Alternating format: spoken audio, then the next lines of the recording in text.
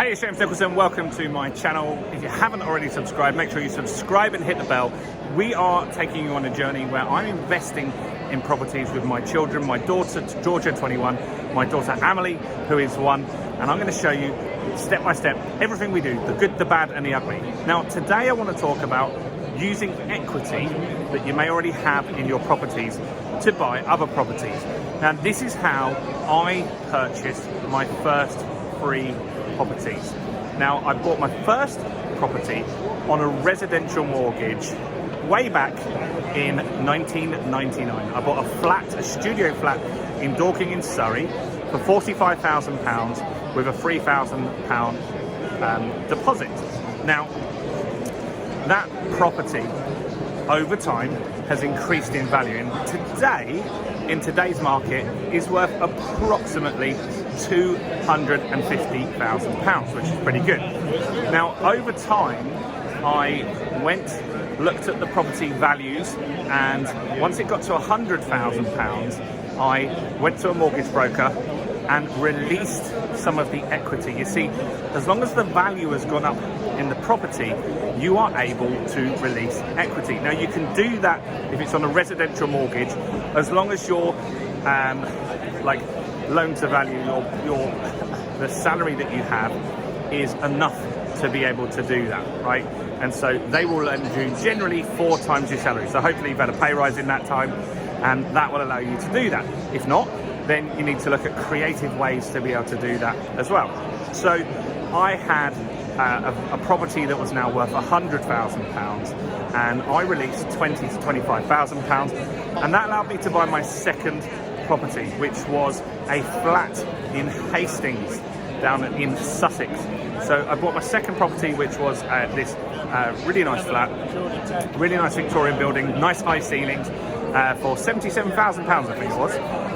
And now I had 2 properties that were going up in value, and that meant that we were able to increase the equity on 2 different properties at the same time.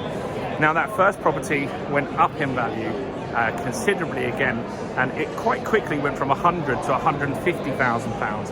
And so what I then did was took out another £25,000, and that £25,000 I used to buy a house. So I bought a house for £100,000 in Hastings as well, a 3-bedroom house which I still own today. And so what we're saying here is, by buying your first property, whether it's residential or a buy-to-let, over time it will increase in value, because generally property prices double every 10 years. But if they don't, you can also increase the value by adding value. And so I've recently done that on a number of properties. I've converted a 1-bedroom flat into a 2-bedroom flat. That added £50,000 in value, which is now equity that I'm able to release. I've turned that first studio flat, just turned that into a 1-bedroom flat, which as well has meant I can do another equity release, which I'm just about to do. And this one's going to be a big equity to release this time, because I haven't done one on that property for a number of years. It's now worth £250,000, and I'm going to be looking to release around £100,000. That's going to allow me to buy multiple properties up north. And so what we're saying is, buying one property, whether it's a residential property or buy-to-let properties, over time, every few years, you're going to refinance. And when you refinance those properties, you're going to take the equity out.